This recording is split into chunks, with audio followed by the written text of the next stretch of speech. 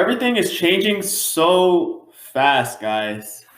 Just a decade ago, coal was seen as the backbone of global electricity system, and now solar power is taking center stage, and the International Energy Agency dubbed them as the new king of global electricity markets. I'm really glad that they're coming into this and calling and recognizing solar for what it is, because now they're coming to terms with the new reality that their estimates were way behind, like by a lot. Anyways, the economics of solar and the potential behind the underlying technology is something that the old energy powers simply cannot compete with. You just cannot stop progress. And speaking of progress, yet another company in the renewables sector went public this week. One of the biggest US renewable energy IPOs in a while. And this company is ARRY Technologies, ticker symbol ARRY. So just a little background, this company, they're based in New Mexico. They manufacture solar tracking systems. And they're taking advantage of two main trends: the growing demand for equipment to help squeeze out even more solar output potential. And of course, clean energy stocks are just getting a big boost, especially in anticipation of a Biden win. So, this company is insane. Their shares began trading at about $22 per share on Thursday, just this week, and almost doubled within 48 hours. The demand is real. So, what's up? ARRY is the world's second largest supplier of solar tracking systems. This technology is essentially what allows the solar systems to track the sun.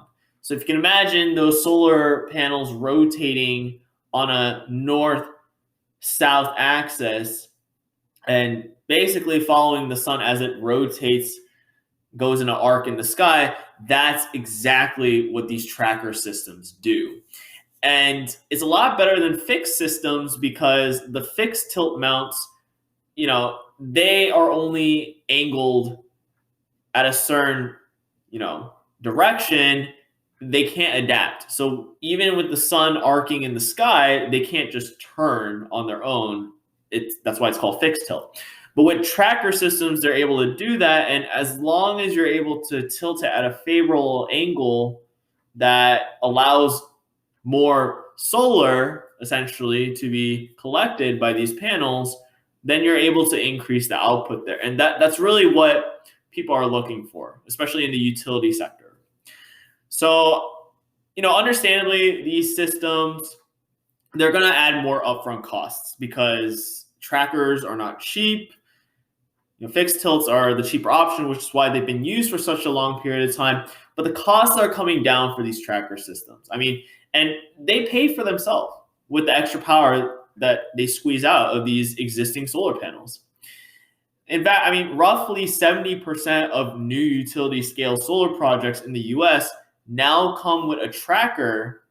And this year, the value of the market for solar tracking systems will surpass sales of fixed tilt systems for the first time in history. We're seeing so many firsts.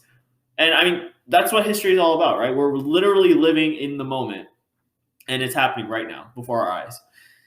According to CEO, when he was interviewed on Thursday, the guy's name is Jim Fusaro, said utility scale solar is now at cost parity with new natural gas generation in places. And that's pretty significant, because natural gas is cheaper than coal. Even natural gas is failing to compete. And that discrepancy will only get worse. Fossil fuels are a thing of the past.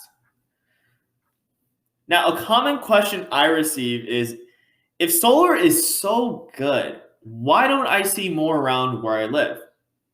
So aside from the fact that some jurisdictions do not allow solar, maybe historical areas or some HOAs that they're stubborn etc. And going solar is not an overnight process. I mean, your neighbor down the street could be going solar. You don't even know. They're still awaiting permits, awaiting install. Maybe they're going through some site survey inspections, but they could still be going solar. And that's a lot of people. I mean, the demand is so high that, I mean, solar companies, they can't keep up. I mean, but it's not only that, it's also because the process, like permitting, especially, it takes a while. So, in fact, from the moment the agreement is signed to when the system is finally powered on, that can take months, depending on the jurisdiction's building codes, ease of obtaining permits, et cetera, et cetera. So, particularly in the US, municipalities tend to control codes and permitting, and many have not eased the way for rooftop solars. It's not really friendly at all. So, this makes installations more expensive and time consuming. Now, South Australia, on the other hand, they are the complete opposite. They are the model we should follow. And I mean, it explains why they have one of the world's highest penetration levels for rooftop solar. You know, of course, the US, they're making headway. Philadelphia's Department of Licenses and Inspections recently launched a new easy permit for qualifying installations up to 10 kilowatt hours in capacity, which would drastically shorten permitting times. And I expect this trend to pop up throughout the country so that we can definitely get more installs going, and we'd see an explosion of residential solar. And from contract signing to install and turning the system on, we could be looking at a couple days in the near future. So definitely looking forward to that. Now, while I'm on the topic of South Australia, I know I keep mentioning it, but they really are doing a lot of innovative things over there. The permitting process that they streamlined for the solar industry is one, but also they made the news again.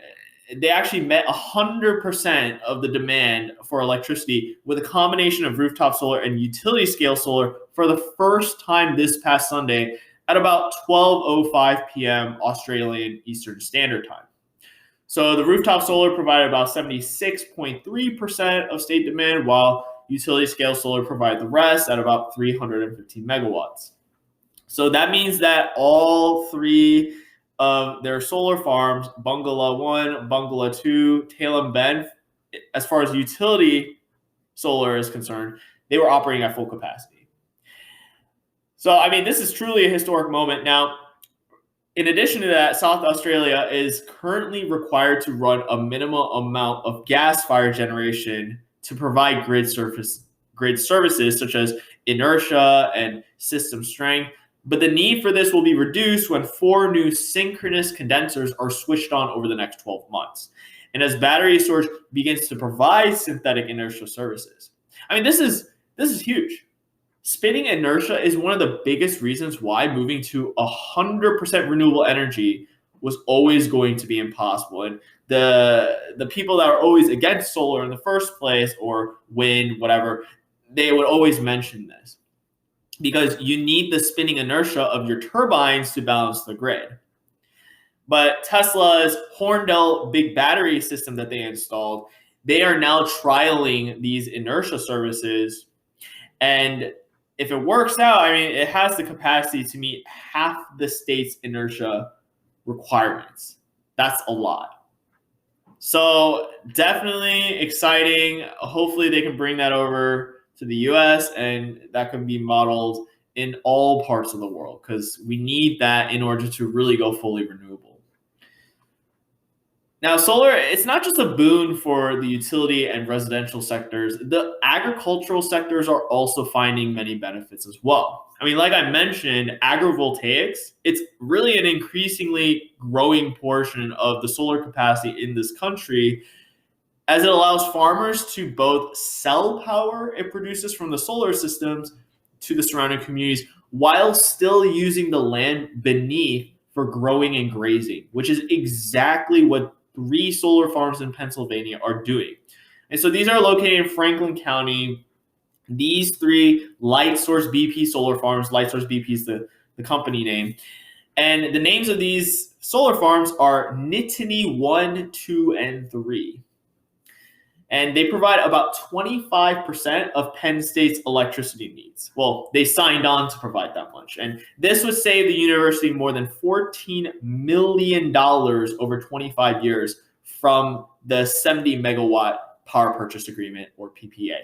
So in addition to this, right, the 500 acres upon which these solar farms stand upon, they are the site for rotational sheep grazing to maintain the land and a wide range of pollinators. Now, this is crucial because pollinators, like bees, they're the reason why we have growth of food crops. I mean, without bees or pollinators, humanity would not survive. We need pollinators in order to pollinate our crops, and therefore we can have crops in the first place. So not only are the solar farms able to produce clean, renewable energy, they're also able to provide an environment that promotes improved soil health and biodiversity, which benefits the planet. All that while making supplemental income for farmers. And I mean, this is truly incredible because I mean, many of these farmers that are taking this on, I mean, they've been negatively impacted by the unending or seemingly unending trade wars, which forced many to look toward agrivoltaics and solar in the first place. And maybe it was a blessing in disguise because now we're seeing solar farms like Nitsme 1, 2, and 3 come up. I expect even more solar farms will begin to appear on farmland and will become a critical source of power for rural communities and ultimately even cities.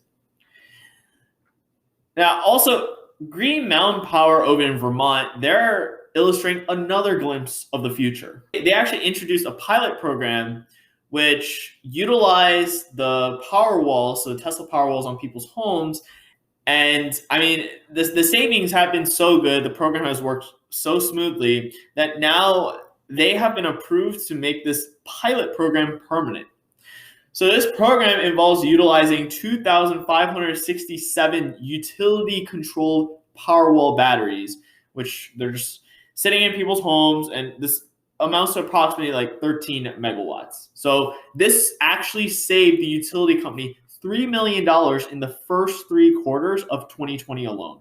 And these savings are then passed on to the customer. So it reduces their electric bills. So it's crazy because I mean this network of batteries also supplies 16,000 hours of backup power this year. And tariffs are what's making this all possible. It allows homeowners to either pay the utility company $55 a month to lease 2 Tesla Powerwalls. Mind you, these are really expensive pieces of equipment. And I mean, that covers the installation costs, last 10 years. And you can keep them as long as you want after the 10 years, as long as they still work. And if not, they'll get collected by the utility and then recycled. How great is that? So you can do that, or you can bring your own device, and Green Mountain Power, they'll pay an upfront sum to the customer for buying and connecting the battery, which can be up to $10,500. That's really nice. So I mean, these batteries are all managed virtually by a virtual peaker on Green Mountain Power's behalf. And as the program ramps up, even renters could benefit from this as long as the landlords agree to it. But I don't see a reason why they wouldn't. So Green Mountain Power's unique success is rooted in the state's close-knit community, which it makes it possible for them to work with stakeholders, regulators, and figure out new programs and move them quickly when they work. So they've really allowed them to own and rate base the batteries on customer property. I mean, this is something that most utility companies are not allowed to do. I hope they are, though. There's a lot of tension, right, between letting utilities supply a product compared to competitive installers that can also provide that. But the main point here is that people have really good incentives to install these batteries on the home because they're really expensive, mind you. They don't come cheap. So the fact that the utility company is really working with the consumer to do this, and it brings down the cost of electricity while providing energy security and stability to the grid, why not? It's only a matter of time before this is adopted by more states, more cities, more utility companies. It's going to happen for sure. Yeah, I mean, and it's not just them, right? So we're seeing that companies like Sunrun, Swell, Tesla, they're also implementing these virtual power plants with the battery storage systems that they already installed on their customers' homes. So definitely, it's not just them. We're seeing it pop up over the country, and we'll see even more. I mean, this is really truly about the rise of virtual power plants, which is the future of energy.